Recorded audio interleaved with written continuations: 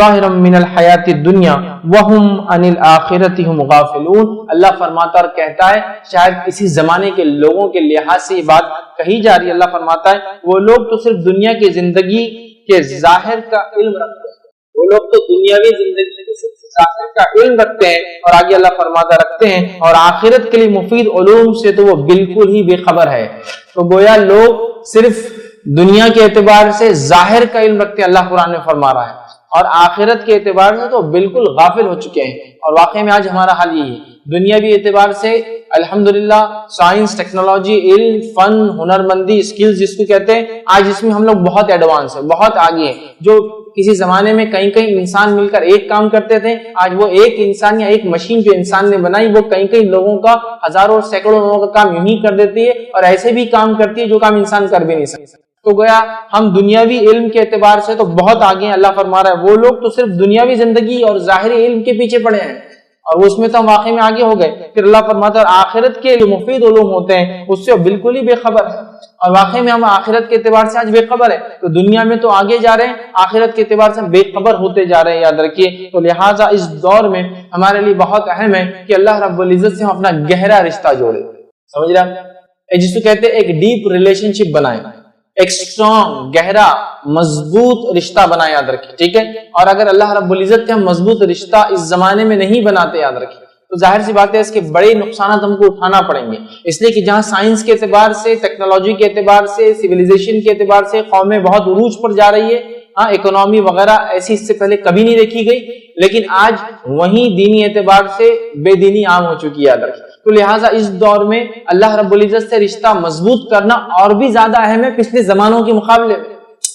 پچھلے زمانے میں بھی ضروری تھا, ہر دور میں ضروری ہے, لیکن آج کے حالات کو دیکھتے ہوئے آج تو بے حد بے انتہا ضروری ہے کہ ہم اللہ رب العزت سے مضبوط تعلق قائم کریں. ورنہ اگر اللہ رب العزت سے ہم مضبوط تعلق نہیں قائم کریں گے تو خود بخود دنیا سے مضبوط تعلق ہمارا قائم ہو جائے گا, اور خود بخود دین اور اسلام سے ہم دور ہوتے چلے جائیں گے, یاد رکھیے. تو یہ بات ہمیں یاد رکھنی چاہیے, یاد رکھیے کہ آج جتنا انسان ترقی کے میدان میں جا رہا ہے وہیں جو ہے اس نے اتنا کچھ اپنے لیے نقصان کر لیا جس کی کوئی انتہا نہیں.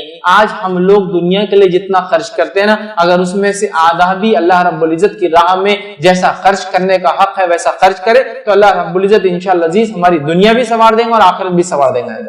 کیونکہ دنیا پرستی, دنیا میں کمانا, دنیا میں کھانا, دنیا میں لگا دینا, یہی ہماری زندگی. تو اللہ سے مضبوط رشتہ قائم کرنے کی یاد رکھیے بے حد ضرورت ہے, یاد رکھیے.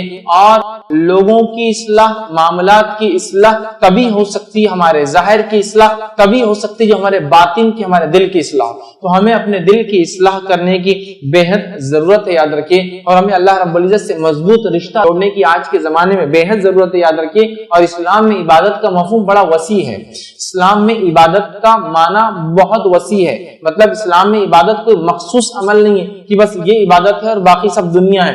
اسلام تو یہ کہتا ہے کہ تمام وہ اعمال جو کتاب اور سنت کے مطابق ایک انسان کرتا ہے تو وہ اعمال اس کو اجر اور ثواب دیتے ہیں اور وہ عبادت میں تبدیل ہو جاتے ہیں, یاد رکھیے.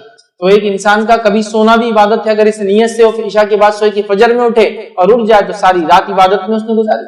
ایک انسان کا ہر عمل کرنا کتاب و سنت پہ ثواب اور اجر اس کو دیتا ہے, یہاں تک کہ انسان اپنی خواہشات کو پوری کرے تب بھی اللہ رب العزت اس کو اجر دیتا ہے, اگر وہ خواہشات بھی اللہ کے حکم اور اس کے رسول صلی اللہ علیہ وسلم کے طریقے پر ہو تو وہ ہمیں اجر دینے لگ جاتی ہے وہ چیزیں. تو اسلام میں بڑا وسیع معنی عبادت کا, دوسرے مذاہب کے جیسا لمیٹڈ سکوپ نہیں ہے اس کی, عدد بہت وسیع معنی ہے. اللہ رب العزت قرآن میں یوں فرماتا ہے, سورہ انعام سورہ نمبر 6 اور اس کی آیت نمبر جو ہے جو 162 میں اللہ فرماتا, 162 میں فرماتا اور کہتا قل ان صلاتی ونسکی ومحیای ومماتی للہ رب العالمین, جس کا معنی کہہ دیجیے اے نبی صلی اللہ علیہ وسلم, قل ان صلاتی میری نماز, ونسکی میری قربانی, ومحیای میرا جینا, ومماتی اور میرا مرنا, للہ رب العالمین تمام کا تمام اللہ رب العزت کے لیے جو سارے عالم کا رب.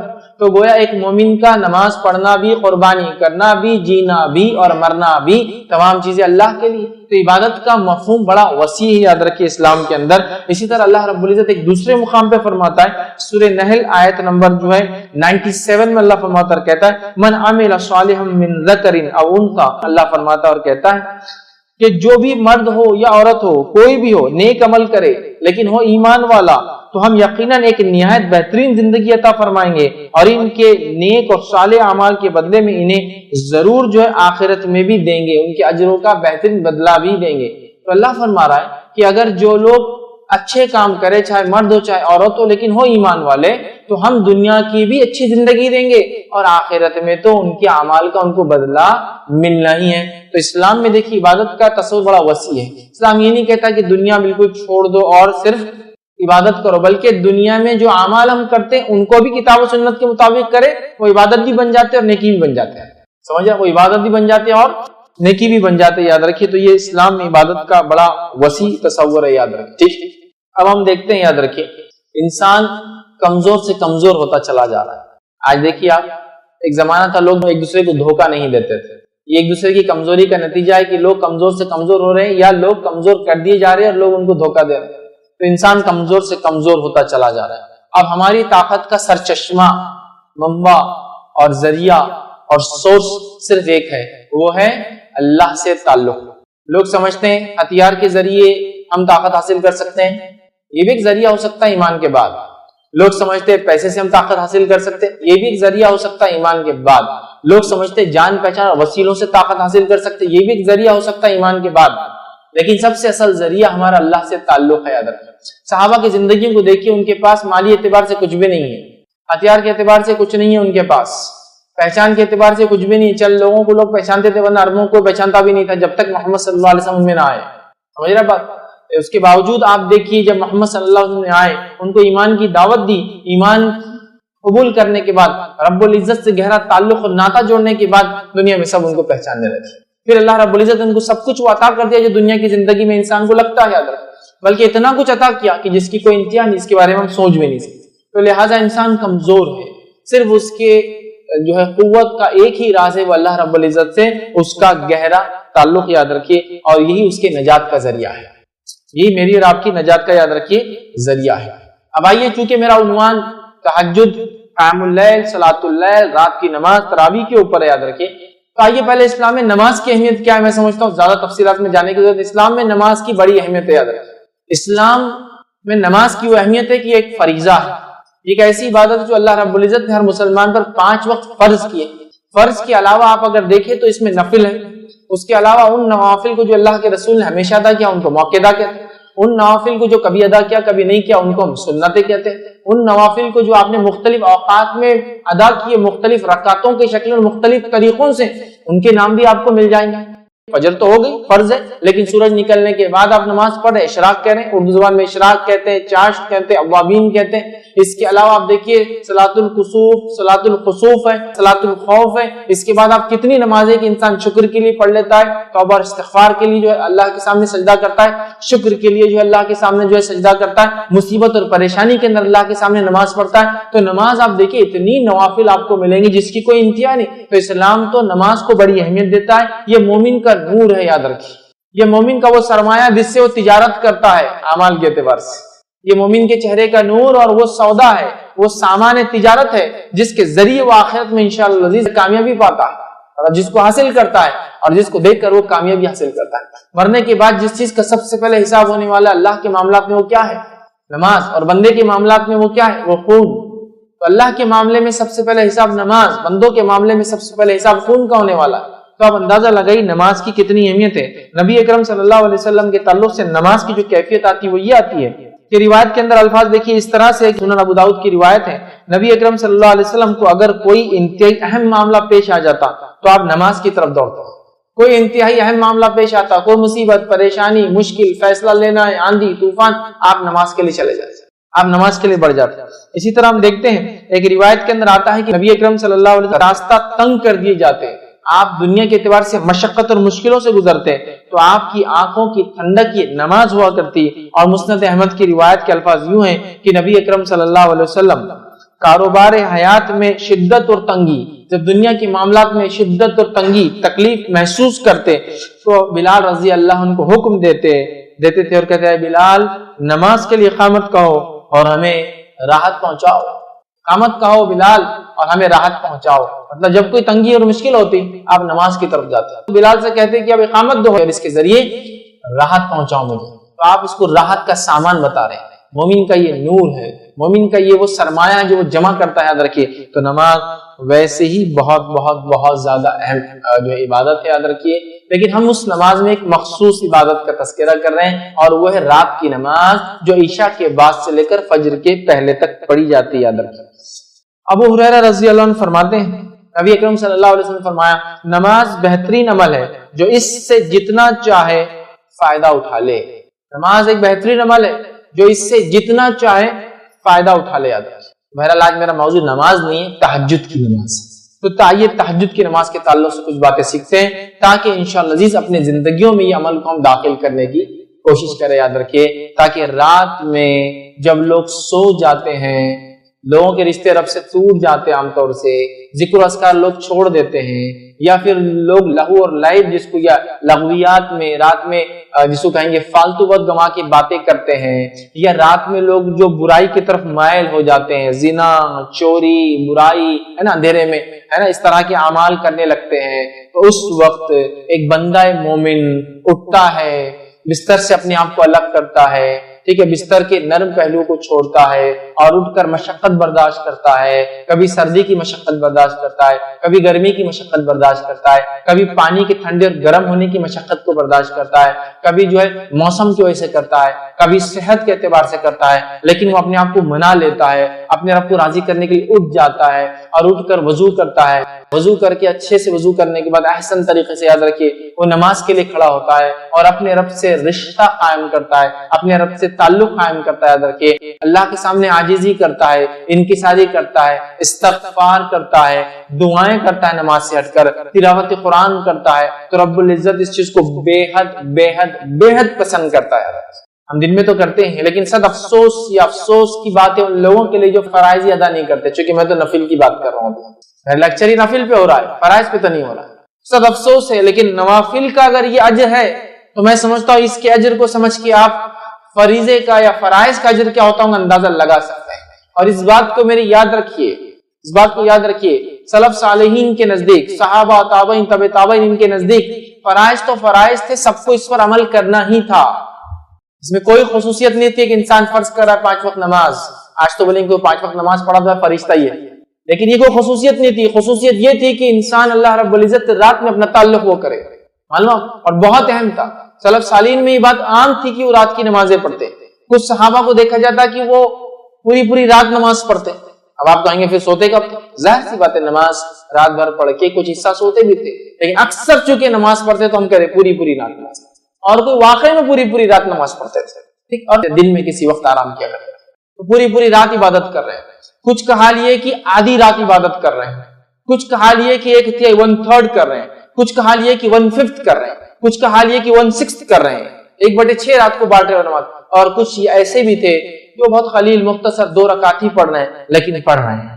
یہ ان کا معاملہ تھا، اور یہ ان کے تقوی کی علامت تھی، یاد رکھیے، ورنہ نماز فرائض ادا کرنا یہ تو سب کا کام تھا، سبھی کرتے تھے اس زمانے میں، یہ ان کی خصوصیت، رات میں اٹھنا یہ اللہ کے عاجز بندوں کا شیوا ہے، جو اللہ رب العزت کے عاجز بندے ہوتے، ان کی ساری اختیار کرنے والے بندے ہوتے، یہ ان کا شیوا، ان کا طریقہ ہے کہ وہ رات کی نمازوں کو پڑھتے ہیں۔ یاد رکھیں، تو تہجد کا ہم کوشش کریں، تہجد، قیام اللیل، تراویح، صلاۃ اللیل، رات کی نماز، اس کا ہم خاص اہتمام کریں۔ یاد رکھیں، صحیح مسلم کی روایت ہے، نبی اکرم صلی اللہ علیہ وسلم فرماتے اور کہتے ہیں فرض نماز کے بعد افضل ترین نماز صلاۃ اللیل یعنی تہجد ہے، فرض نماز کے بعد سب سے افضلین ترین نماز صلاۃ اللیل ہے، مطلب رات کی نماز ہے، اور اکثر علماء نے اس پہ ہی راجع اتفاق کیا کہ اس سے مراد تہجد کی نماز ہے۔ فرض نماز کے بعد اگر کوئی افضل عبادت ہے تو کون سی عبادت ہے؟ نوافل میں سب سے افضل عمل تہجد ہے، فرض نماز کے بعد اگر کوئی افضل عمل ہے تو صلاۃ اللیل ہے، رات کی نماز ہے، قیام اللیل ہے، رات کا کھڑے ہونا ہے، کھڑے ہونے سے مراد نماز کے لیے کھڑے ہونا، رات کی نماز ہے، یہ سب سے افضل عمل ہے، یاد رکھیے، فرض نمازوں کے بعد۔ تو ہمیں چاہیے کہ ہم فرائض کا تو اہتمام کریں، نوافل میں بڑھ چڑھ کا حصہ لیں، کیونکہ جب ہم نوافل کا اہتمام کرتے ہیں تو اللہ رب العزت ہماری بہت تائید اور نصرت کرتا ہے۔ یاد رکھیے، ہمارے دلوں سے بیماریوں کو، پریشانیوں کو، دکھوں کو، تکلیفوں کو دور کر دیتا ہے، ہماری دعاؤں کو، حاجتوں کو، منتوں کو، مرادوں کو قبول کر لیتا ہے۔ یاد رکھیے، رات کا وقت، یاد رکھیے، اس کے بڑے فضائل، یاد رکھیں، بڑے فضائل۔ فرض نماز کے بعد سب سے افضل نماز اگر کوئی نماز ہے نمازوں کے بعد تو وہ صلاۃ اللیل ہے، رات کی نماز ہے، قیام اللیل ہے، تہجد ہے، تراویح کی نماز ہے، یا جو ہے قیام اللیل جس کو ہم کہتے ہیں، یہ یاد رکھیے رات کی نماز ہے۔ اسی طرح جو ہے یاد رکھیے نبی اکرم صلی اللہ علیہ وسلم کی خود کی اگر ہم مثال لے لیں تو نبی اکرم صلی اللہ علیہ وسلم کی عادت مبارکہ تھی کہ آپ فرائض کے علاوہ اتنا نفل پڑھتے، خاص طور سے رات میں، کہ روایت کے اندر آتا ہے، بخاری کی روایت ہے، آپ رات کو اتنا طویل قیام کرتے، اتنے لمبے قیام کرتے تھے کہ نبی اکرم صلی اللہ علیہ وسلم کی قدم مبارک سوج جاتے تھے، ایسے سوج جاتے تھے جیسے اب ہٹ جائیں گے. اس کو بولتے اردو ورم آ جانا، سوج جانا، سمجھ رہے آپ؟ سوجن سمجھتے نا، باڈی پھول جاتی ہے ایکسس کام کرنے سے زیادہ. جب ماس پیشیاں جس کو کہتے ہیں، مسلز جو ہوتے ہیں انسانی باڈی میں، جب وہ کسی چیز کا اوور لوڈ ہوتے ہیں، وزن اٹھا لیتے ہیں تو وہ سوج جاتے ہیں، سویلنگس آ جاتی ہے. سمجھ رہے ہیں بات؟ اگر کسی نے کثرت کی ایکسرسائز اور زیادہ کر لی اس کے طاقت سے تو اس کی باڈی سوج جاتی ہے. تو نبی اکرم صلی اللہ علیہ وسلم اتنا کثرت سے قیام کرتے راتوں میں کہ اس قیام کی وجہ سے، اس کھڑے ہونے کی وجہ سے آپ کے قدم مبارک جو ہے سوج جایا کرتے تھے، سویل ہو جاتے تھے. سمجھ رہے آپ؟ کہ ایسے سوج جاتے تھے کہ روایت میں الفاظ آتا ہے، اس کا ترجمہ علماء کرتے پھٹ جانے کو ہے. سمجھ، اتنا آپ راتوں میں قیام کرتے. اور ایک مرتبہ آپ کی ایک زوجہ نے پوچھ لیا، آپ کی ایک بیوی نے پوچھ لیا، اے اللہ کے رسول صلی اللہ علیہ وسلم، آپ اتنی عبادت کرتے، حالانکہ آپ تو بخشے بخشائے، آپ کے تو معاملات جو ہے بخشے بخشائے، آپ پھر کیوں کرتے ہیں؟ تو کہا کیا میں اللہ کا شکر گزار بندہ نہ بنوں؟ تو نبی اکرم صلی اللہ علیہ وسلم بخشے بخشائے تو شکر گزار بندہ بننے کے لیے یہ کام کر رہے ہیں. میرے رب کا تو حال ہم کو پتہ ہی نہیں کیا ہے. یقیناً حسن ظن رکھتے اپنے رب سے ہم کہ ہمارا رب ہمارے گناہوں کو معاف کر کے، ہماری کوتاہیوں کو معاف کر کے ہم کو بخش دے گا انشاءاللہ، لیکن ہم کو تو پتہ بھی نہیں. لیکن اس کے بعد بھی ہم کتنے آرام سے زندگی گزار رہے ہیں، اپنی من مانی زندگی گزار رہے ہیں. اللہ سے تعلق کمزور سے کمزور ہوتا چلا ہے. یہاں تو میں نفل کی بات کر رہا ہوں، ہمارے فرائضی غائب اللہ ہم پر رحم کرے. یہاں تو رات میں اٹھنے کی بات کر رہا ہوں، فجر نہیں ہوئی تو پھر رات میں اٹھنے کا کیا معاملہ؟ سمجھ رہے ہیں کتنا اہم ہے، یاد رکھیے. تو یہ نمازوں کا ہم خاص اہتمام کرے. نبی اکرم صلی اللہ علیہ وسلم بخشے بخشائے ہونے کے باوجود بھی اتنا پڑھتے کہ پیروں میں سجن آ جاتی، سوج جاتے، پیر موٹے ہو جاتے کہ آپ کی زوجہ پوچھ رہی ہے کہ آپ تو بخشے بخشائے پھر کیوں اتنی نماز پڑھتے ہیں؟ آپ فرما رہے کیا میں اللہ کا شکر گزار بندہ نہ بنوں؟ تو ہمیں بھی چاہیے کہ ہم خاص اہتمام کریں. آئیے اور یاد رکھیے خصوصاً رمضان میں نبی اکرم صلی اللہ علیہ وسلم کا معاملہ اور بڑھ جاتا. عام دنوں کی قیام اللیل آپ کی ہوتی ہے، لیکن رمضان میں مخصوص عمل آپ کرتے. آئیے صحیح بخاری کی روایت ہم دیکھتے ہیں. روایت کے الفاظ اس طرح سے کہ نبی اکرم صلی اللہ علیہ وسلم قیام اللیل کا خصوصاً رمضان میں اہتمام کرتے. حدیث کے الفاظ اس طرح سے جب ماہ رمضان کا آخری عشرہ آ جاتا، آپ صلی اللہ علیہ وسلم اپنی راتوں کو زندہ کرتے، راتوں کو جاگتے اور اپنے گھر والوں کو بھی جگاتے اور عبادت کے لیے کمر بستہ ہو جاتے. نبی اکرم صلی اللہ علیہ وسلم رمضان کے آخری عشرے میں اپنے گھر والوں کو بھی جگاتے، خود بھی جاگتے اور عبادت کے لیے کمر بستہ ہو جاتے. اور ظاہر سی رات میں کون سی عبادت کریں گے؟ قیام کرنا، نماز پڑھنا، مطلب تلاوت قرآن کرنا، ذکر کرنا، استغفار، اپنے گناہوں کی معافی مانگنا، دعائیں کرنا، یہی تو تھا رات. اب ظاہر سی بات ہے عورتوں کا معاملہ لے لے، جو عورتیں پاکیزہ ہے وہی سب کر سکتی، جو ناپاکی کی حالت میں نماز چھوڑ کے وہ سب کر سکتی ہے، وہ استغفار کر سکتی ہے. ظاہر سی بات ہے اس کے لیے ان کو غسل کی ضرورت نہیں، استغفار کر سکتی ہے، دعائیں کر سکتی ہے، نماز نہیں پڑھیں گی. دیکھ رہے اپنے گھر والوں کو جگاتے اٹھاتے. اور مطلب قیام اللیل تو اہم ہے، رمضان کی قیام اللیل اور اہم ہے، اور رمضان کی آخری عشرے قیام اللیل اور اہم ہے کہ اللہ کے رسول خود جاگ رہے ہیں، گھر والوں کو جگا رہے ہیں. تو ہمیں قیام اللیل کا تو یوں ہی اہتمام کرنا چاہیے، رمضان میں بالخصوص کرنا چاہیے، اور رمضان کے آخری عشرے کی راتوں میں تو اور بالخصوص کرنا چاہیے. اور اس کے اندر بھی اگر اور اندر جاؤں تو رمضان کی آخری عشرے کی طاق راتوں میں تو اور بالخصوص کرنا چاہیے، کیونکہ وہ شب قدر بھی ہو سکتی ہے. پانچوں میں سے کوئی، عام دنوں میں بھی، رمضان میں بھی، رمضان کی آخری عشرے میں بھی، 5 راتوں میں جو طاق، ہمیں بہت اہتمام کرنا ہے. یاد رکھیے قیام اللیل یاد رکھیے، راتوں کی نماز کا یاد رکھیے. تو اللہ کے رسول صلی اللہ علیہ وسلم خود پڑھتے، گھر والوں کو اپنے حکم دیتے. ٹھیک ہے، رمضان کے اندر آپ اہتمام زیادہ کرتے. یاد رکھیے اسی طرح بخاری کی روایت ہے، جس نے ماہ رمضان کی راتوں میں قیام کیا، من قام رمضان، جس نے ماہ رمضان کی راتوں میں قیام کیا، نماز پڑھی، ایمان اور اس نیت سے کہ اللہ اس کا اجر دینے والا ہے، غفر له ما تقدم من ذنبه، تو اللہ اس کے پچھلے تمام گناہوں کو معاف کر دیتا ہے. جو رمضان میں قیام کرے راتوں میں اس نیت سے احتساب کی کہ اللہ اس کا مجھے بدلہ دینے والا ہے، تو اللہ رب العزت اس کے تمام پچھلے گناہوں کو معاف کر دیتا ہے. ایک روایت میں ونسام رمضان، رمضان میں روزے رکھے ایمان اور احتساب کی نیت سے، اس نیت سے کہ اللہ اس کا اجر دے گا، اس کے پچھلے گناہ معاف ہو جاتے ہیں. یہاں کا من قام رمضان، جو رمضان کے اندر قیام کرے اور قیام کے ساتھ کیا کرے، اس نیت سے قائم کرے کہ اخلاص کے ساتھ، کسی کو دکھانے کی نیت سے نہیں، شور غل کے لیے نہیں کہ اب پورے لوگ نماز پڑھے تو میرے کو بھی جانا پڑے گا، لوگ پوچھیں گے مسجد میں تم رات میں دکھ رہے ہیں رمضان، نہیں، احتساب کہ اللہ مجھے اجر دینے والے، پھر جماعت سے ہو جائے تو افضل، نہ بھی ہو تو انفرادی پڑھے اور اس کے پچھلے گناہ معاف ہو جاتے ہیں۔ آئیے صحیح بخاری کی ایک اور روایت، نبی اکرم صلی اللہ علیہ وسلم نے فرمایا ہمارا رب ہر رات کے آخری تہائی حصے میں، ایوری نائٹ، رمضان خاص نہیں ہے، رمضان کے بارے میں دو روایتیں ہوگی، ایک آپ کو جاگتے آخری عشرے میں جگاتے گھر والوں کو، اور دوسری یہ قیام کرنا۔ اب دوسری روایت اس میں عام بات کیا حدیث سنیے غور سے، ہمارا رب ہر رات کے آخری تہائی حصے میں آسمانی دنیا پر نزول فرماتا ہے اور کہتا ہے کون ہے جو مجھے پکارے اور میں اس کی دعا قبول کر لوں، انا الملک، کون ہے جو پکارے اور میں اس کی دعاؤں کو قبول کروں، اور اس کے بعد اللہ رب العزت فرماتا ہے کون ہے جو مجھ سے کچھ مانگے اور میں اسے عطا کروں، کون ہے جو دعا مانگے اور میں قبول کروں، کون ہے جو مجھ سے مانگے اور میں اس کو عطا کروں جو وہ چاہتا ہے، ٹھیک ہے۔ اس کے بعد اللہ فرماتا ہے کون ہے جو مجھ سے مغفرت طلب کرے اور میں اسے بخش دوں، اور یہ معاملہ ہر رات ہوتا ہے، ہر رات ہوتا ہے، ہر رات ہوتا ہے۔ مصیبتوں میں پریشان لوگ، دکھوں سے پریشان لوگ، بیماریوں سے پریشان لوگ، دعاؤں کے تعلق سے کہ وہ ہماری دعائیں اللہ سے ہم کو قبول کروانا ہے، اپنی منتیں، مرادیں، حاجتیں پوری کروانا ہے، تو در در جانے کی اور بھٹکنے کی ضرورت نہیں۔ یہ وہ وقت ہے، یہ وہ ٹائم ہے، یہ وہ سمے ہے جس گھڑی اور سمے میں اگر اٹھ جاؤں گے تو اللہ رب العزت ندا اور آواز لگائی جاتی ہے کوئی مانگنے والا میں دینے بیٹھا ہوں، ہے کوئی مجھ سے مانگنے والا میں دعائیں قبول کرنے بیٹھا ہوں، ہے کوئی کچھ مانگنے والا میں اس کو عطا کرنے بیٹھا ہوں، اور اللہ فرماتا ہے کوئی مغفرت طلب کرنے والا، چلو دنیا کچھ نہیں آخرت کا تو میں وہ بھی دینے بیٹھا ہوں۔ اور یہ سلسلہ ہر رات کے تیسرے پہر، آخری پہر ہوتا ہے، اور یہ کب ہوتا ہے معلوم آپ کو؟ اس کو بولتے ہیں سحر کا وقت۔ اگر آپ کو کچھ نہیں سمجھتا تو سحر کا وقت مطلب سحر کے خاتمے سے پہلے کا وقت، رمضان کے اندر تھا سحر کا خاتمہ اتنے بجے، اس سے پہلے کا وقت یہ رات کا تیسرا حصہ ہوتا ہے، اور عام طور سے ہم اس وقت میں سحر کرتے ہیں، اس لیے میں سحر کا وقت کہتا ہوں۔ ورنہ رات کا تیسرا پہر مطلب فجر سے پہلے کا ٹائم، فجر ہونے سے پہلے کا ٹائم، سمجھا؟ تو اس وقت اللہ تعالیٰ آواز لگاتا ہے کوئی ہے دعا مانگنے والا میں دعا قبول کرنے بیٹھا ہوں، کوئی ہے چیز جو مانگنا چاہتا ہے میں اس کو عطا کرنے بیٹھا ہوں، کوئی ہے مغفرت طلب کرنے والا میں اس کی مغفرت کرنے کے لیے تیار ہوں۔ اور یہ سلسلہ ہر رات ہوتا ہے، یہ رمضان کے لیے خاص نہیں ہے۔ رمضان میں تو اس کا معاملہ فضیلتیں اور بڑھ جائیں گے، اور رمضان کے آخری عشرے میں اور بڑھ جائیں گے، اور رمضان کی آخر راتوں میں تو سبحان اللہ اور بڑھ جائیں گے، کیونکہ ویسے ہی وہ گھڑیاں وہ راتیں مبارک ہیں، اور پھر اس میں یہ آخری پہر تیسرا پہر، سمجھ رہے ہیں؟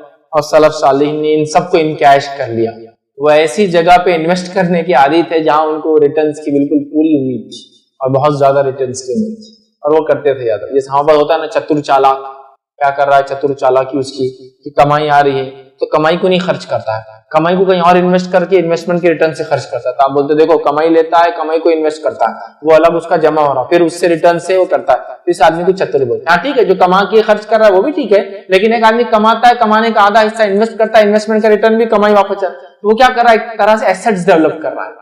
آپ بولتے بڑا چتر چالاک ہے یار، کیا دنیا بنا لیا، انکم آتی تھی میں نے پورا خرچ کر دیا، اس نے انویسٹ کیا کہیں تو بھی کام کے علاوہ بزنس بھی کرتا تھا، بزنس کا بھی ریٹرن، آج دیکھو ریٹائرمنٹ کے بعد بھی وظیفہ بھی چالو ہے، یہ بھی ہے، بچے بھی کھلا ہوا، چتر چالاک ہوشیار۔ تو صحابہ ایسے ہی چتر چالاک ہوشیار تھے آخرت کے معاملے میں۔ سلف صالحین کا طرز یہی تھا کہ بہت چتر چالاک تھے، اپنے انویسٹمنٹ بہت دیکھ بھال کی انہوں نے آخرت کے طور بہت زیادہ اہتمام کرتے تھے راتوں میں، بہت زیادہ، اسی کو امتحان نہیں۔ یاد رکھیے اس کے فائدے دیکھیے آپ، سب سے افضل نماز، نبی اکرم صلی اللہ علیہ وسلم رمضان میں خاص اہتمام کرتے، رمضان میں گھر والوں کو اٹھا کے اس کو پڑھاتے۔ اس کے بعد جو ہے یہ وہ وقت ہے آخری پہر، ویسے تو عشاء کے بعد سے شروع ہوتا ہے لیکن سب سے افضل ترین وقت اس کا تیسرا پہر ہے جب اللہ تعالیٰ آواز لگاتا ہے ہائی کوئی مانگنے والا۔ آئیے جامع ترمذی کی روایت ہے، نبی اکرم صلی اللہ علیہ وسلم فرمایا اللہ اپنے بندے کے قریب ترین اس وقت ہوتا ہے، اللہ اپنے بندے کے قریب ترین اس وقت ہوتا ہے جب رات کا آخری پہر ہوتا ہے۔ اللہ بندے کے سب سے قریب کب ہوتا ہے؟ جب رات کا آخری پہر ہوتا ہے۔ اگر اس وقت اللہ کا ذکر کرنے والوں میں تم ہو سکتے ہو تو شامل ہو جاؤ، آپ صلی اللہ علیہ وسلم مشورہ دے رہے، اگر اس وقت اللہ کے ذکر کرنے والوں میں تم شامل ہو سکتے ہو تو ہو جاؤ۔ اللہ سب سے قریب ترین انسان رات کے آخری حصے میں ہوتا ہے، اور آپ کو معلوم اللہ سب سے قریب ترین بندہ سجدے کی حالت میں ہوتا ہے، تو اگر دونوں روایتوں کو ہم ملا لے تو اللہ سے سب سے قریب آدمی سجدے کی حالت میں ہوتا ہے، اور اگر رات کے آخری پہر کا وہ سجدہ ہو تو اور قریب ہو جائیں گا، ظاہر سی بات۔ سب سے قریب اللہ بندے سے رات کے آخری پہر ہے اور حدیث میں آتا ہے کہ سجدے میں سب سے قریب ہوتا ہے، تو کیوں نہ اس وقت نماز پڑھی جائے تاکہ قریب سے قریب ہو جائے. اور جب ایک بندہ اللہ کا محبوب بن جاتا ہے تو دنیا کی وسیلوں کی، دنیا کی چیزوں کی اس کو ضرورت نہیں پڑتی. اپنے معاملات کو، اپنے معاملات کو یوں نکلوا لیتا ہے اپنے رب سے، ہے نا. جیسا لوگ جان پہچانے تو منوا کے اپنے کام نکال لیتے ہیں، تو جس بندے کی پہچان رب العزت سے ہوتی ہے وہ منوا لیتا ہے اپنا کام اپنے رب سے، وہ بنا لیتا ہے اپنی آخرت دنیا میں رہتے ہوئے. یاد رکھیے تو یہ رات میں ہو سکتا ہے، یہ کمال رات میں ہو سکتا ہے. یاد رکھیے تو ہم کوشش کریں کہ ہم اس کے لیے جدوجہد بولوں گا. آج کے زمانے میں تو کوشش نہیں، مجاہدہ ہو جائیں گے. آج تو بہت اسٹرگل ہے، کیونکہ جو لائف سٹائل ہم جیتے نا، وہ لائف سٹائل یہ ہے کہ دن بھی برباد اور رات بھی برباد کرنے والا لائف سٹائل.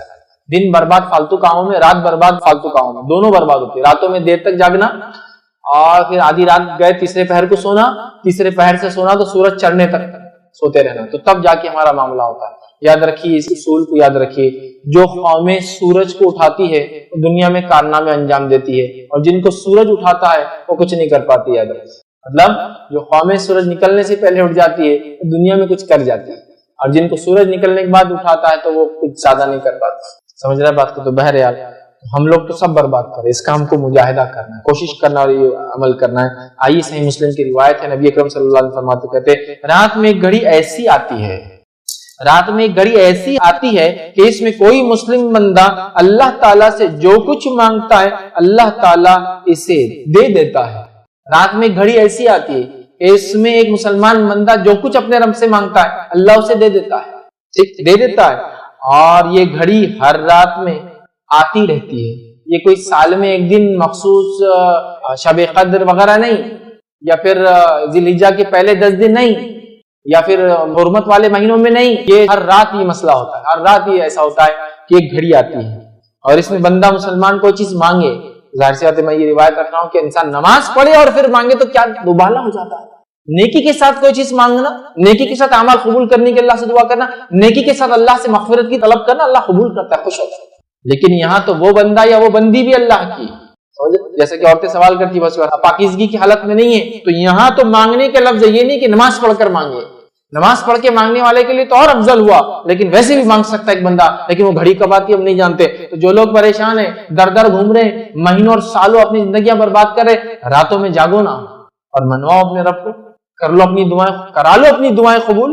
اتنی باتیں آ رہی کہ رات میں ایک گھڑی ایسی آتی ہے جس گھڑی میں ایک مسلمان جو دعا کرتا ہے، جو مانگتا ہے اللہ تعالیٰ اس کو عطا کر دیتا ہے. اور یہ گھڑی ہر رات آتی ہے. یہ گھڑی کوئی معاملہ خاص نہیں ہے، سارا سال ہوتا ہے. تو کہاں ڈھونڈ رہے ہیں، کدھر پریشان ہے، کس سے مانگ رہے ہیں؟ ادھر ہے راستہ. یہ ہے راستہ کہ راتوں میں تہجد کا اہتمام، پھر دعائیں، اور راتوں میں نماز کا اہتمام، پھر دعائیں، اور سجدوں میں دعائیں اور استغفار اور کثرت سے دعائیں اور اللہ کی تسبیحات اور تلاوت قرآن نماز کی شکل میں یا بغیر نماز کے پڑھنے کی شکل، قرأت کی شکل. سمجھ رہے ہیں؟ تو بہرحال ہم کو یہ تمام چیزیں کرنا ہے. تو رات میں اگر انسان جاگتا ہے اور تہجد کا اہتمام کرتا ہے تو دلوں کو زندگی ملتی ہے. دلوں کو زندگی ملتی ہے. وہ ارادے یا وہ عزم جو پست ہو چکے ہیں ان میں ایک نئی زندگی آتی ہے. آپ نے سب کچھ کر لیا دنیاوی اعتبار سے، آپ تھک گئے ہیں، اب رات میں اٹھ کے عبادت کریے، اپنے رب کو راضی دیکھیے. وہ جو عزم تھے اللہ پورے کر دیتا ہے، وہ جو ارادے تھے اللہ پورے کر دیتا ہے. آپ دنیاوی اعتبار سے تھک چکے ہیں، اب اس میں ایک نئی جان اللہ تعالیٰ ڈالتا ہے. تو راتوں میں اٹھنے سے زندگی ملتی ہے انسان. وہ عزم جو ختم ہو چکی ہے، پستہ ہو چکی ہے، اس میں نئی توانائی اور نئی جوش اور جان آتی ہے. اسی طرح ہم دیکھتے ہیں اللہ تعالیٰ کا قرب حاصل ہوتا ہے. ٹھیک، اسی طرح ہم دیکھتے ہیں گناہوں سے رات میں اٹھنا انسان کو روکتا ہے، معلوم. اسی طرح ہم دیکھتے ہیں یہ گناہوں کا کفارہ بھی بنتا ہے. راتوں میں اٹھنا ہمارے گناہ، اس لیے کہ اللہ تعالیٰ مشقت کو دیکھتا ہے. اب آپ کہیں گے کیا میں تہجد بغیر رات میں سوئے کے پڑھ سکتا ہوں؟ ہاں پڑھ سکتے ہیں، مسئلہ نہیں. لیکن سو کر اٹھ کے آخری حصے میں اٹھ کر پڑھنا چونکہ اس میں بڑی مشقت ہے، اس کا اجر زیادہ ہے. ورنہ تہجد تو عشاء کی بعد بھی پڑھ سکتے ہیں، سونا ضروری ہے. لیکن اجر کے اعتبار سے سو کر نفس کو کاٹ کر پھر اٹھنا اور پھر نماز پڑھنا یہ بڑی بڑی سمجھ رہے آپ، تو اس کا اجر زیادہ ہے. نبی اکرم صلی اللہ علیہ وسلم نے فرمایا قیام اللیل کیا کرو، قیام اللیل کیا کرو، کیونکہ تم سے پچھلے صالحین کی ہی عادت تھی. تم سے پہلے جتنے صالحین گزرے، انبیاء اور انبیاء کے پیروکار، ان کے حوارین، ان کے اصحاب، ان کے مددگار، ان پر ایمان لانے والے، ٹھیک ہے، ان کا طریقہ، صالحین کا، یہ نیکوکاروں کا طریقہ، عادت رہی ہے، اور یہی عمل فہم تھا، مطلب اس میں وہ بالکل اٹل تھے، یہ عمل بالکل برابر وہ استقامت کے ساتھ کرتے چلے گئے۔ ہم سے پچھلے لوگوں کی عادت تھی نیک لوگوں کی، اور ہمیں بھی اپنے سے پچھلوں کے نیک طریقے پر اور اچھی عادتوں پر چلنا ہے، اور پچھلی قوموں نے جو غلطیاں کی اس سے بچنا ہے، یاد رکھیے، ہے نا۔ دعائیں بھی کرتے تو غیر المغضوب علیہم، ہم بولتے نا صراط الذین انعمت علیہم، اس راہ پہ چلا جن پہ تیرا انعام ہوا، یہ انعام والے لوگوں کا طریقہ تھا رات میں اٹھنا۔ غیر المغضوب، اور وہ پچھلے لوگوں نے جس پہ غضب ہوا ان میں مت ہمیں شمار کر، ولا الضالین، جو بھٹک گئے، دعائیں کرتے ہیں۔ تو پچھلے لوگوں کا طریقہ، نیک لوگوں کا جن پہ انعام ہوا، وہ راتوں کو اٹھا۔ تو یہ عاجز بندوں کا شیوا اور طریقہ، اللہ کے نیک بندوں کا شیوا ہے کہ اٹھتے۔ جامع ترمذی کی بہر روایت تھی۔ اسی طرح جو ہے وہب بن منبہ رحمۃ اللہ علیہ ایک تابعی ہے، وہ فرماتے ہیں اور کہتے ہیں، ان کا قول دیکھیے، قیام اللیل سے بدصورت کے چہرے پر اللہ تعالیٰ چمک دے دیتا ہے گناہوں کی وجہ سے۔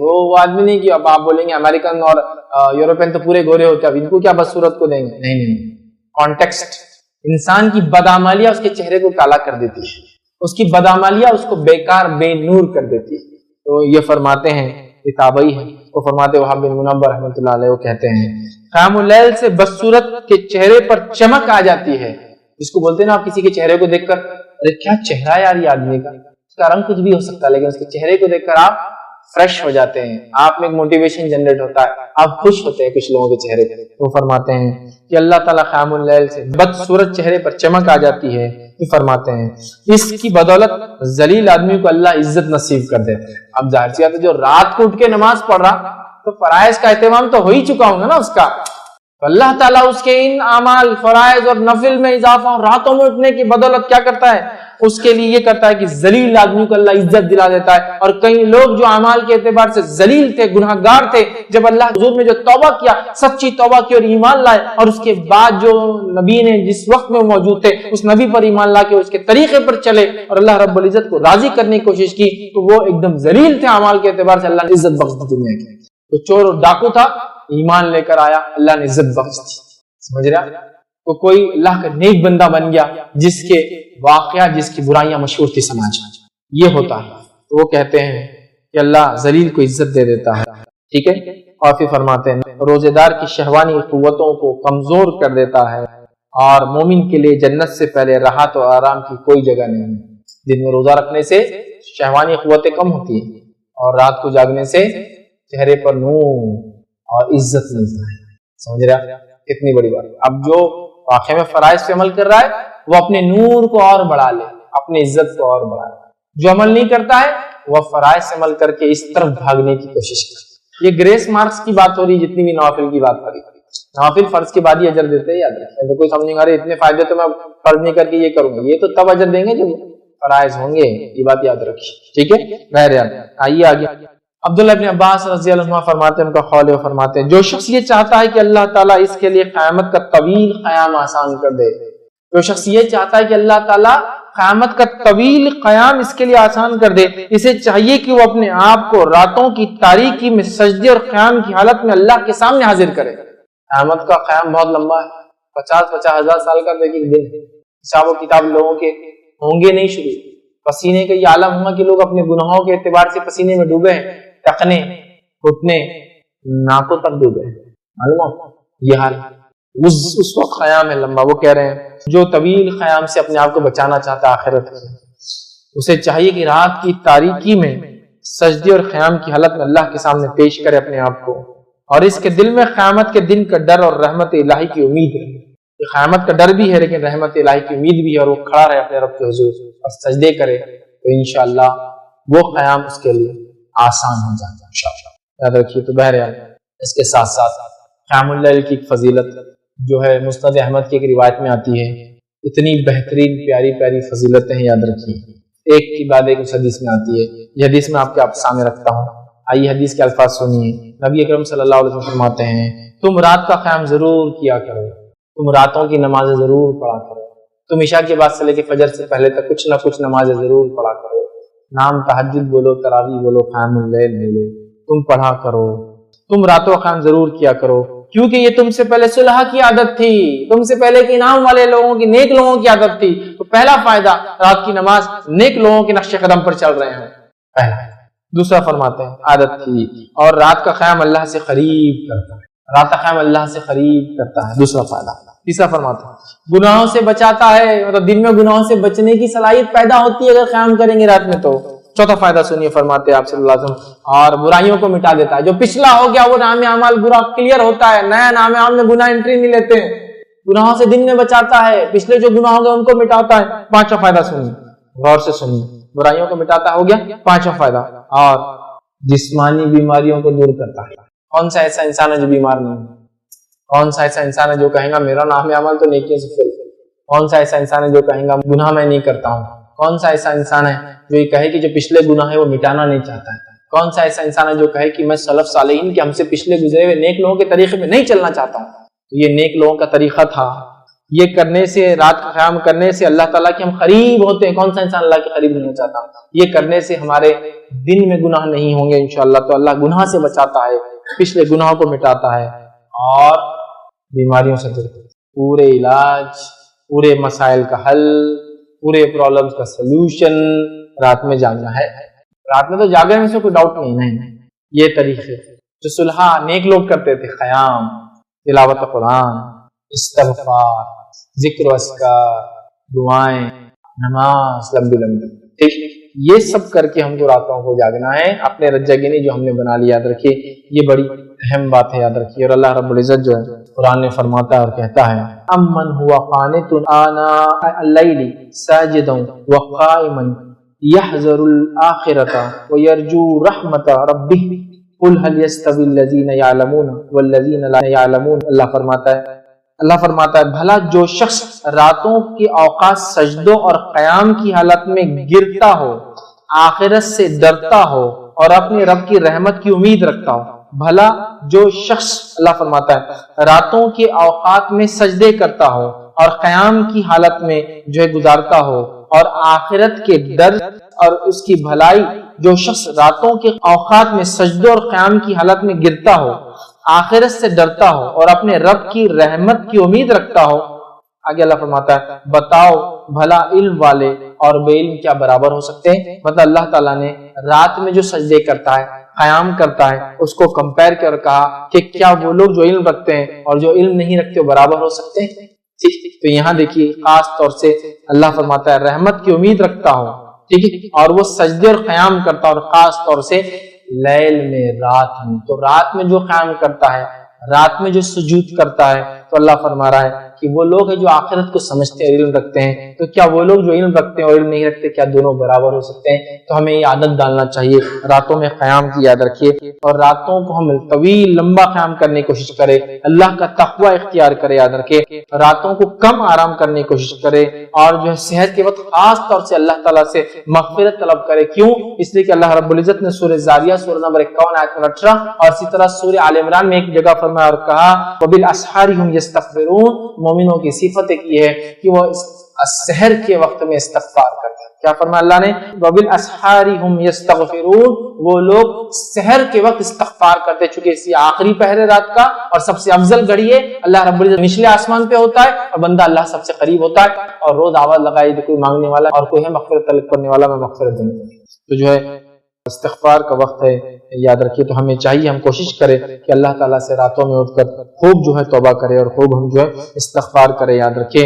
اور یاد رکھیے سلف صالحین کے قول میں سے قول ہے ابو سلیمان دارانی رحمۃ اللہ علیہ فرماتے اور کہتے ہیں، یہ تاریخ دمشق میں ان کا یہ قول ملتا ہے. وہ کہتے ہیں کرنے والوں کو راتوں کے قیام میں لہو و لعب میں مشغول لوگوں سے بھی زیادہ لذت ملتی ہے. جو لوگ راتوں کو جاگ کر رب کو راضی کرنے کی کوشش کرتے ہیں نا، ان لوگوں کو جو لوگ راتوں میں جاگ کے لہو اور لعب، عیش مستی کر رہے ہیں، یا جو ہے منمانی کر رہے ہیں، یا اللہ کی عبادت کے خلاف کام کر کے راتیں گزار رہے ہیں، وہ کہہ رہے ہیں جو راتوں میں عبادت کرتا ہے نا، اس آدمی کو جب اس کی لذت کا پتہ چل جاتا ہے، لذت لگ جاتی ہے، تو اس کو ان لوگوں سے زیادہ اس میں مزہ آنے لگتا ہے. ہوتا ہے نا، لوگ چوراہوں پہ بیٹھنا پسند کرتے رات میں، لیکن اس میں وہ کہتے ہیں اس سے زیادہ مزہ آنے لگتا ہے ان لوگوں کو جو راتوں میں جاگنے کے اللہ کی عبادت کے عادی ہو جاتے ہیں. پھر وہ کہتے ہیں لذت ملتی ہے. اگر رات نہ ہوتی تو اس دنیا میں زندہ باقی رہنے کی کوئی چاہت نہ ہوتی کیونکہ رات میں تو رب دنیا میں دن میں تو پریشان حال ہے لوگوں میں، رات میں اکیلا بندہ اپنے رب کے قریب ہوتا ہے، یاد رکھیے۔ اسی طرح جو ہے ابن عمر عبداللہ بن عمر رضی اللہ عنہ کا قول ہے، طبقات ابن سعد میں روایتوں میں قول ہے، وہ کہتے ہیں مجھے دنیا کی ان کے وفات کا وقت قریب آ گیا، موت کا وقت قریب آیا، تب وہ کہنے لگے اور فرمانے لگے مجھے دنیا کی کسی چیز کو چھوڑ جانے کا کوئی افسوس نہیں، مجھے دنیا کی کسی چیز کو چھوڑ کر جانے کا افسوس نہیں ہے۔ پھر فرماتے اور کہتے ہیں افسوس نہیں ہے، البتہ شب بیداریوں اور راتوں کی عبادت سے محروم ہو جانے کا افسوس ہے مجھے، بس دنیا کو چھوڑ کے جانے کا کوئی افسوس نہیں، مال متاع جائیداد بیوی بچے افسوس نہیں، صرف ایک چیز کا افسوس ہے جو اکیلے میں رات کی عبادت کرتا تھا، اللہ سے قریب ہوتا تھا، وہ موقع نہیں ملے۔ کتنی بڑی بات ہے، سلف صالحین کتنا راتوں کو جاگنے کے شغف تھا، عادت تھی، عادی تھے، ایک دم اپنے آپ کو اس کے لیے تیار کیا تھا، یاد رکھیے یہ بڑی اہم بات ہے، یاد رکھیے۔ اور راتوں میں کھڑے ہونا کوئی عام بات نہیں ہے، راتوں میں کھڑے ہونا عام آدمی کے بس کی بات نہیں، راتوں میں کھڑے ہونا یہ ہر کسی کے بس کی بات نہیں۔ ہاں ہر کسی کے بس میں یہ تو ضرور ہے آدھی رات تک جا کر لہو لعب میں، شور غل میں، فلموں میں اور تھیٹروں کے اندر اور سڑکوں پر نکڑوں میں چوراہوں میں دوستوں کے غول کی غول بنا کے گاڑیاں بھگانے میں، گاڑیاں چلانے میں، راتوں میں ہائی ویز سے بیٹھ کر پارٹیز کرنے میں تو ہو سکتا ہے، لیکن رات میں عبادت کرنا ہر آدمی کے بس کی بات نہیں ہے۔ یہ اللہ کے بہت کم بندے ہوتے ہیں جن کو اللہ رب العزت یہ نیک توفیق دیتا ہے کہ اللہ رب العزت کی اٹھ کے رات میں عبادت کرتے ہیں۔ اور اس تعلق سے آئیے ایک مشہور قول آپ سنیے، یہ قول جو ہے قتادہ رحمۃ اللہ علیہ کا ہے، جو بہت مشہور مفسر ہے نا، آپ ابن کثیر پڑھیں گے تو قتادہ یہ فرماتے ہیں، قتادہ رحمۃ اللہ فرمایا، یہ وہ جو ہے مفسر ہے، ان کا قول ہے، قتادہ رحمۃ اللہ علیہ فرمایا کرتے تھے، یا ان کا قول ہے جو ہے، ان کے قول دیکھیے کیا ہے، وہ کہتے تھے منافق کبھی بھی اطاعت الہی کے لیے راتوں میں جاگ نہیں سکتا۔ وہ کہا کرتے تھے منافق کبھی بھی اطاعت الہی کے لیے راتوں میں نہیں جاگ سکتا، یہ تو منافق تو ویسے فرض بھی دکھانے کو کرتا ہے تو رات میں کیوں جاگیں گا؟ تو کہتے تھے منافق کبھی بھی رات میں اطاعت الہی کے لیے جاگ نہیں سکتا، یہ تو صرف سچا مومن ہی، اس لیے میں نے بھی کہا سچا مومن، کیونکہ رات میں فرض نماز کو تو لوگ دیکھ رہے ہیں تو منافق آ جاتے تھے، لیکن رات میں تھوڑی منافق نماز پڑھتے ہوں گے۔ وہ کہتے ہیں کہ منافق کبھی بھی جو ہے اطاعت الہی کے لیے رات میں جاگ نہیں سکتا، یاد رکھیے، بڑی بات ہے، یاد رکھیے، ایک بڑا بھاری قول ہے ہم جیسے لوگوں کے لیے، یاد رکھیے۔ بہرحال آگے آئیے ہم دیکھتے ہیں اللہ رب العزت نے فرمایا کہا تتجافى جنوبهم عن المضاجع يدعون ربهم خوفا وطمعا ومما رزقناهم ينفقون۔ اللہ فرماتا کہتا ہے ان کے پہلو بستر سے الگ رہتے ہیں، مطلب صحابہ کے تعلق سے آ رہی بات کہ وہ راتوں میں جاگتے ہیں، اپنے اللہ اپنے نیک بندوں کا تذکرہ کر رہا ہے کہ ان کے پہلو بستر سے الگ ہوتے ہیں، رات میں الگ رہتے ہیں، وہ جہنم کے خوف اور جنت کی لالچ میں اللہ تعالیٰ کو پکارتے ہیں۔ کوئی نہیں جانتا کہ ان کی آنکھوں کی ٹھنڈک کا کیا سامان چھپا رکھا ہے جو انہیں ان کے اعمال کے بدلے میں دیا جائے گا۔ وہ لوگ جو راتوں کو اپنے پیٹ کو بستر سے الگ رکھتے ہیں، مطلب فرائض ادا کرنے کے علاوہ راتوں میں اٹھتے ہیں، اللہ فرما رہا ہے، اور اللہ سے خوف کرتے، جہنم سے اور سے پناہ مانگتے ہیں، جنت کے تعلق سے طلب کرتے، اللہ سے اس کی لالچ رکھتے ہیں، تو اللہ فرما رہا ہے اور اللہ کو پکارتے ہیں۔ کوئی نہیں جانتا اللہ نے ان جیسے لوگوں کی آنکھوں کی ٹھنڈک کے لیے کیا سامان چھپا کر رکھا ہے، معلوم نہیں ہے، ہڈن ہے۔ اور اللہ تعالیٰ نے ایسے نیک لوگوں جو رات میں جاگتے ہیں ان کے لیے خزانے جمع کر رکھے ہیں، ایسی نعمتیں جمع کر رکھی ہے جس کو دیکھ کر ان کی آنکھوں کو ٹھنڈک محسوس ہے، لیکن وہ کیا ہے اللہ کہہ رہا یہ خود نہیں جانتے ہیں، لیکن یہ کر کے آؤ پالو نہیں اس چیز کو۔ بڑی بات ہے، بہت بڑی بات ہے، یاد رکھیے ہمیں راتوں کو جا کر اللہ کی عبادت میں گزارنے کی کوشش کرنا چاہیے۔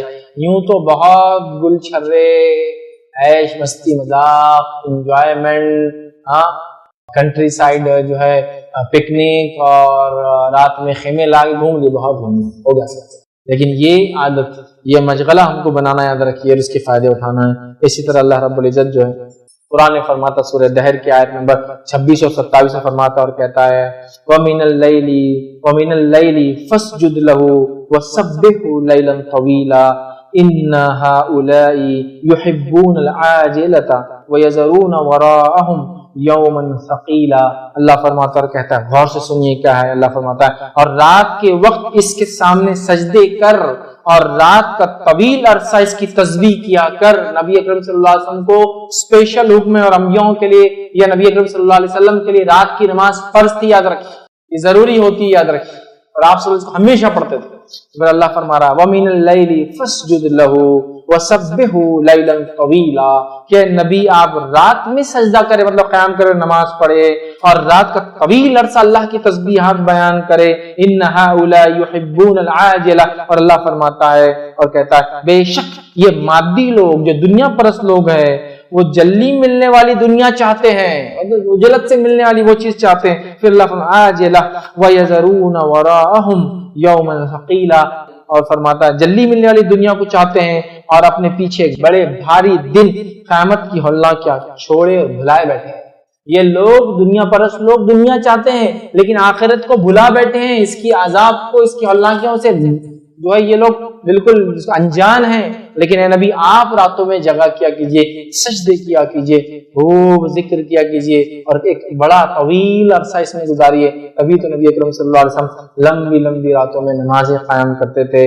جیسے قیام ہوتا تھا ویسا اتنا لمبا رکوع ہوتا تھا, ویسا اتنا لمبا سجدہ ہوتا تھا, بہت آرام اور اطمینان کے ساتھ آتا. یہ نماز کی کیفیت اور تفصیلات دیکھنا ہے تو وتر اور تہجد اور تراویح کی نماز کی تفصیلات میں نے پورا بیان کی. وتر کی نماز کا طریقہ اس سے پورے مسائل میں نے اس میں وتر اور تہجد کی نماز کا طریقہ اس کے مسائل میں بیان کیا. بہرحال تو ہم دیکھتے ہیں سلف صالحین کا یہی طرز تھا اور وہ بہت زیادہ اس میں جو ہے عمل کیا کرتے تھے. ٹھیک ہے, اسی طرح ہم دیکھتے ہیں جو ہے بعض سلف صالحین کے رات کی نماز کے تعلق سے جو اقوال میں سے اقوال ملتا ہے وہ یہ ہے وہ شخص سخت برے حساب سے نجات کی امید کیسے لگا سکتا ہے جبکہ وہ رات بھر سویا رہتا ہے اور پھر دن بھر لہو لعب اور کھیل تماشے میں گزار دیتا ہے. وہ شخص اللہ سے آخرت مغفرت کی امید کیسے کر سکتا ہے جو راتوں کے اندر وہ جو ہے وہ فرماتے ہیں جو امید کیسے لگا سکتا ہے جو رات بھر سویا رہتا ہے اور دن میں لہو اور لعب فالتو کاموں میں لگا رہتا ہے, وہ کیسے سوچ سکتا ہے کہ اس کی مغفرت ہوگی, وہ کیسا امید کر سکتا ہے. تو لہٰذا ہمیں چاہیے کہ ہم خوب جو قیام اللیل کا اہتمام کریں اور اس کی جو کیفیت ہونی چاہیے وہ کیفیت ہم جو اپنے اندر اختیار کریں. اس کے کئی فائدے انشاءاللہ العزیز ہم کو ملیں گے, دنیاوی اور اخروی فائدے تو یقیناً اسی کے لیے ہے. اور وہ لوگ جو سوتے پڑے ہیں یہاں رات کی نماز تو دور فجر بھی نہیں پڑھتے, ایسے ایک شخص کا تذکرہ نبی اکرم صلی اللہ علیہ وسلم کے سامنے ہوا جو فجر بھی نہیں پڑھا اور سوتا رہا. صحیح بخاری کی روایت ہے نبی اکرم صلی اللہ علیہ وسلم فرمایا وہ ایسا شخص ہے جس کے کان میں شیطان نے پیشاب کیا ہے. جب انسان فجر نہیں پڑھتا ہے تو شیطان کیا کرتا ہے, پہلے تو پھسلاتا ہے فجر کے ٹائم پہ, اور جب نہیں پڑھتا ہے تو اس کے کان میں پیشاب کر کے چلا جاتا ہے. سمجھ رہے ہیں؟ بہرحال ہمیں چاہیے کہ ہم اہتمام کریں اس کا, اور خاص یاد رکھیے اہتمام کریں. آئیے ایک روایت ہم سنتے ہیں اور نبی اکرم صلی اللہ علیہ وسلم نے اس روایت میں کیا فرمایا وہ بات آپ کے سامنے رکھتا ہوں. روایت کو جب آپ سنیں گے تو ایسا لگتا ہے میرے اور آپ کے بارے میں بات ہو رہی ہے, بڑی افسوس کی بات ہے, لیکن جو بات بتائے گی بڑی سچی بات ہے. آئیے ابو ہریرہ رضی اللہ عنہ فرماتے ہوئے کہتے ہیں نبی اکرم صلی اللہ علیہ وسلم نے فرمایا اللہ تعالیٰ ہر شخص سے بغض و ناراضگی رکھتا ہے. اللہ تعالیٰ ہر شخص سے نفرت اور ناراضگی رکھتا ہے. بغض سمجھتے ہیں دل میں کوئی بات کو اٹھا کر رکھتا ہے. اللہ تعالیٰ ہر شخص سے بغض اور ناراضگی رکھتا ہے جو اکھڑ مزاج ہو, جو اکھڑ مزاج ہو, بازاروں میں شور الغل کرنے والا ہو. مطلب بازاروں میں تو اس کے چرچے ہوتے ہیں, شور الغل کرنے والا ہو. یہ فرماتے ہیں رات بھر مردوں کی طرح پڑے رہنے والا ہو, مطلب کوئی نماز نہیں, کوئی ذکر و اذکار نہیں, مردوں کی طرح پڑے رہنے والا ہو.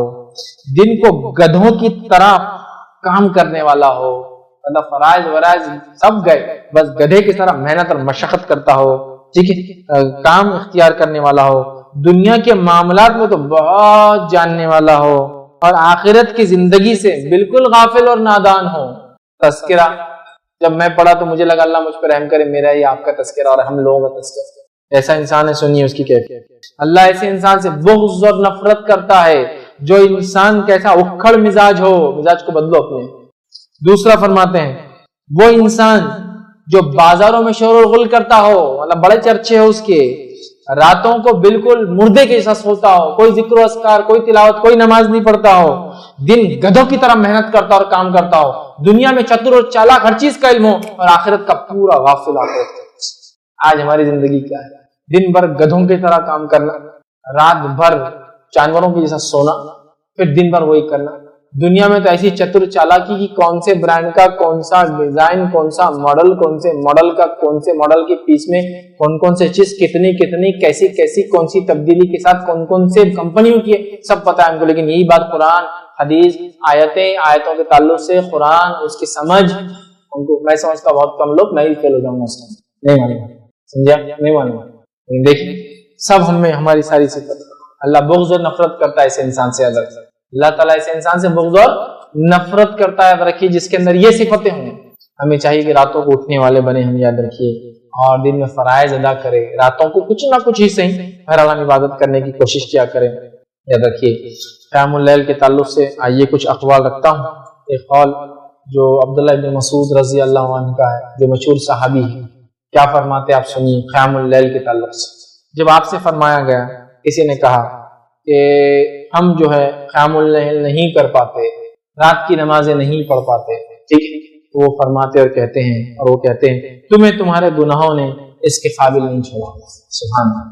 کیا فرماتے ہیں؟ تمہیں تمہارے گناہوں نے اس کے قابل ہی نہیں چھوڑا کہ تم رات میں قیام کر سکے. سبحان اللہ. کیونکہ رات میں جب انسان قیام کرتا ہے تو اللہ سے گناہوں سے دور کرتا ہے اور پچھلے گناہوں کو مٹاتا ہے.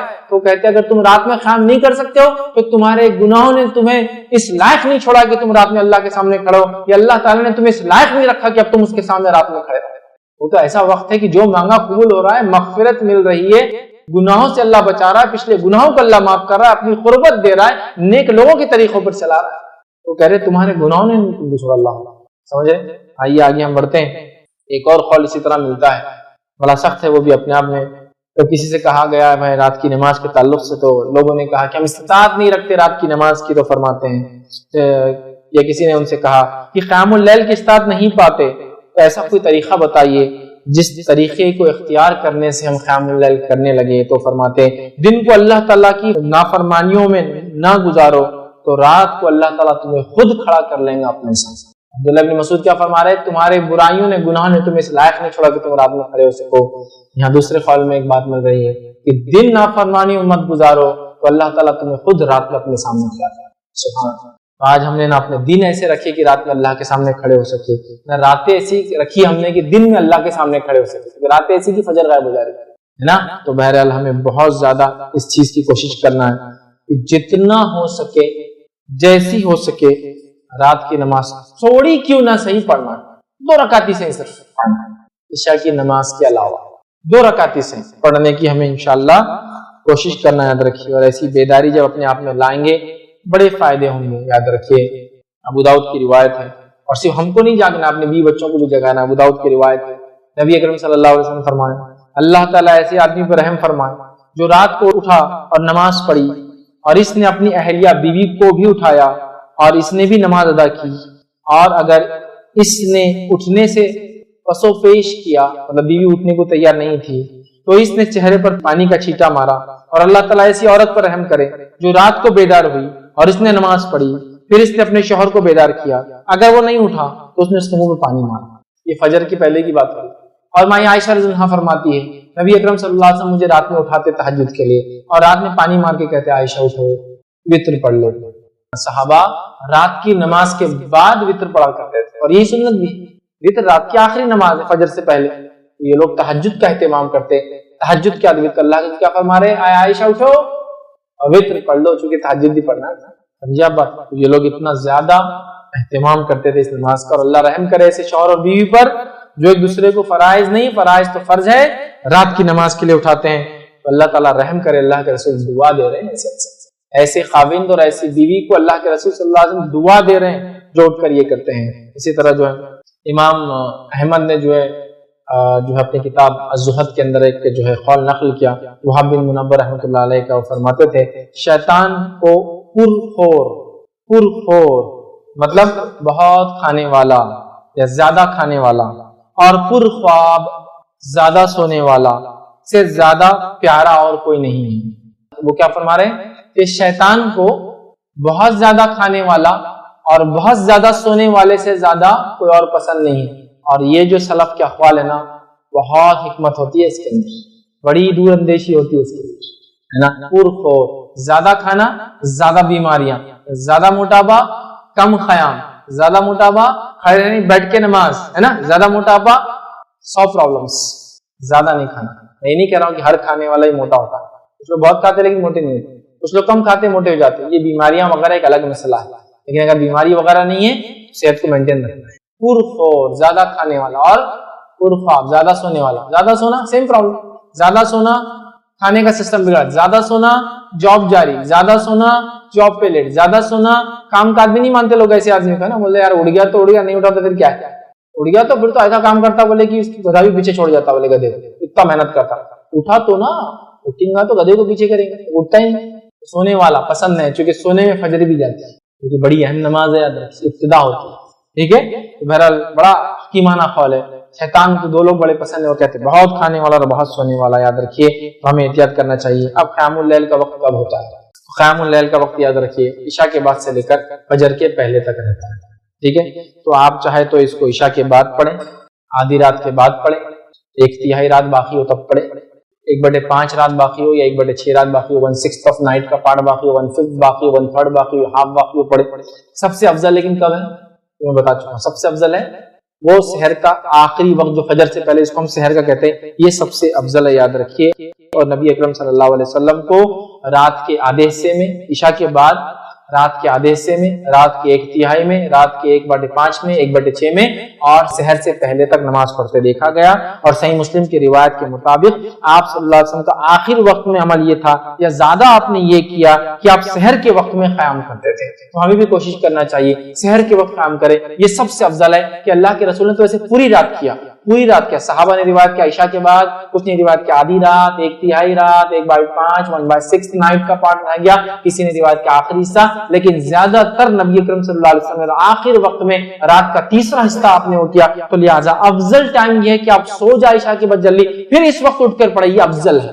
लेकिन इसके अलावा भी पढ़ा जा सकता है, सारे ये औकात इसके अंदर। इसके और तफसीलात देखना है तो तरावी की नमाज कब पढ़े या कैसे, उसमें मैंने तफसीलात रखी है। इसी तरह क़यामुल लैल सलफ सालेहीन, कोई पूरी रात, कोई आधी रात, कोई 1/3 रात, और कोई इसी तरह जो है कुछ ना कुछ करते हैं। कम से कम कुछ ना हो तो 2 रकात तो जरूर सलफ सालेहीन रात में पढ़ा करते थे। तो हम भी कोशिश करें रात का एक बड़ा हिस्सा, आधी रात, निस्फ रात, पूरी रात, सुलूस, सुदूस या छठा हिस्सा बहरहाल नमाज पढ़ने की हम जो है कोशिश किया करें, याद रखिए, और बकसरत इसको करें। नबी अकरम सल्लल्लाहु अलैहि वसल्लम फरमाते हैं कुछ ना हो सके तो मैंने कहा ना 2 रकात पढ़ ले। इसके ताल्लुक से अबू दाऊद की रिवायत है, नबी अकरम सल्लल्लाहु अलैहि वसल्लम फरमाते हैं, कहते हैं जिसने अपनी अहलिया को जगाया और दोनों ने सिर्फ 2-2 रकातें पढ़ ली, वो अल्लाह ताला का बकसरत जिक्र करने वाले मर्द और औरतों में लिखे जाएंगे इंशाअल्लाह।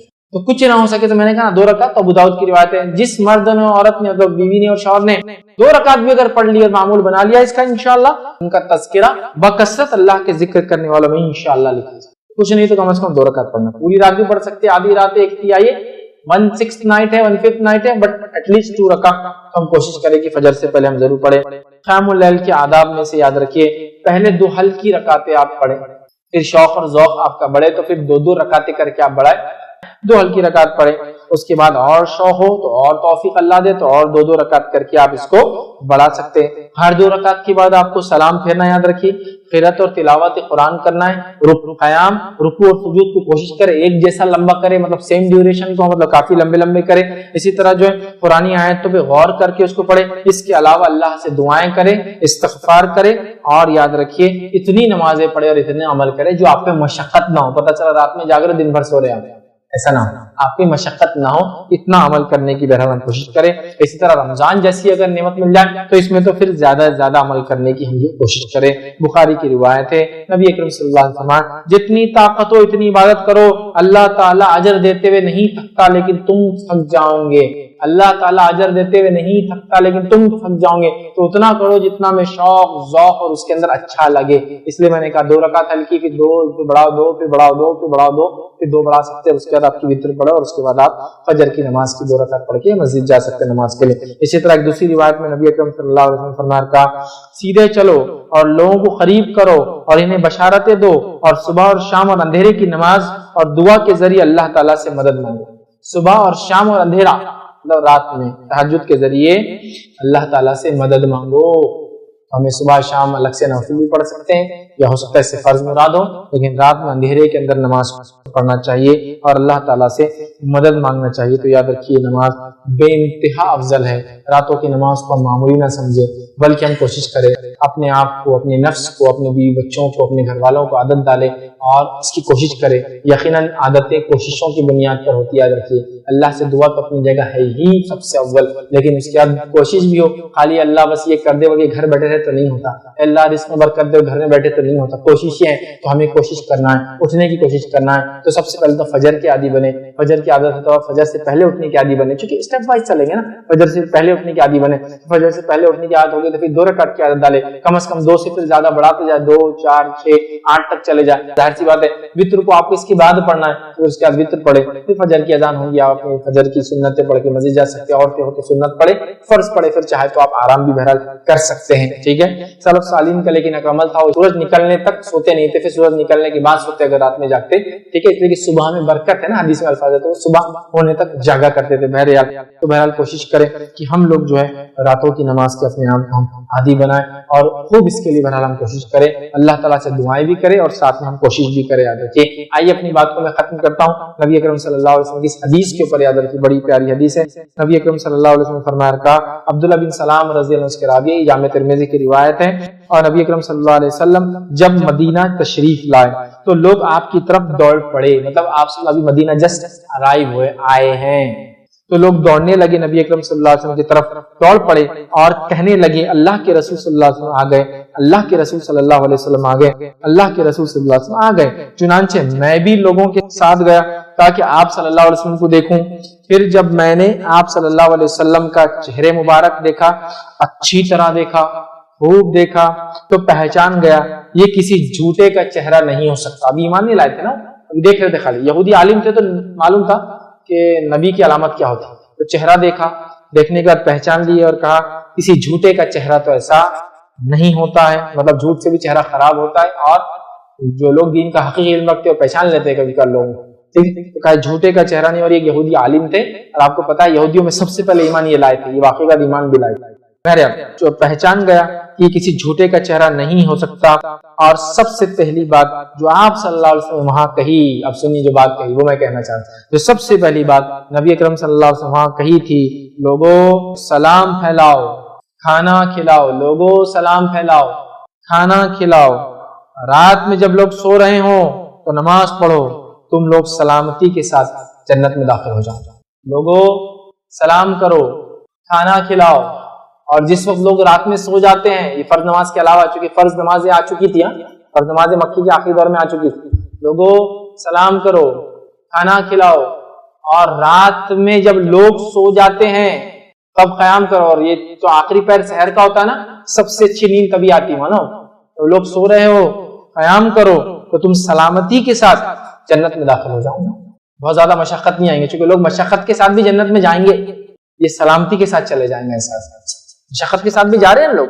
حساب کتاب ہونے کے بعد جا رہے ہیں، تولے جانے کے بعد جا رہے ہیں، یہ آدمی سلامتی کے ساتھ بڑی بات کہی گئی، ہمیں کوشش کرنا چاہیے ہم بھی اگر سلامتی کے ساتھ انشاءاللہ جنت میں جانا چاہتے ہیں کچھ ایکسٹرا عمل کرنا پڑے گا، کچھ ایکسٹرا عمل کرنا پڑے گا تاکہ جنت میں اعلیٰ مقامات، اعلیٰ جنت ہمیں ملے، اور بغیر کسی ریا کے، بغیر کسی دکھاوے کے، خالص رب کو راضی کرنے، اپنے پچھلے نام اعمال کے گناہوں کو مٹانے، اگلے گناہوں سے بچنے کے لیے استغفار کرنے، توبہ کرنے، تلاوت قرآن کرنے، رب کو راضی کرنے، راتوں میں جاگنے اور اٹھنے کا ہم معمول بنائیں۔ اللہ رب العزت سے آخر میں دعا ہے کہ اللہ سبحانہ تعالیٰ اس چیز کی ہمیں توفیق عطا فرمائے کہ ہم لوگ راتوں میں جاگ کر اس کی عبادت کرنے والے بنیں۔ اللہ رب العزت ہماری نسلوں کو ایسا بنائے کہ جو رات میں اٹھ کر اس کی عبادت کرنے والے بنیں۔ اللہ رب العزت ہمارے لیے اس چیز کو، اس کام کو آسان کرے، جب تک ہمیں زندہ رکھے، ایمان اور اسلام پر زندہ رکھے، خاتمہ ہمارا ایمان پر ہو۔ وآخر دعوانا ان الحمد للہ رب العالمین، سبحان ربک رب العزت عما یصفون وسلام علی المرسلین والحمد للہ رب العالمین۔ جی اگر کوئی بات اس درس سے نہ سمجھے یا آپ کا کوئی سوال تو پوچھ لے۔ خواتین اپنے سوال کے اوپر چٹس ہوتی ہے، چٹس پر لکھ کر نام سے سوال بھیجے۔ مرد حضرات اپنے سوال کے لیے ہاتھ اٹھائیں، انشاءاللہ آپ تک جو ہے مائک لایا جائے گا، اپنا سوال مائک میں کرے۔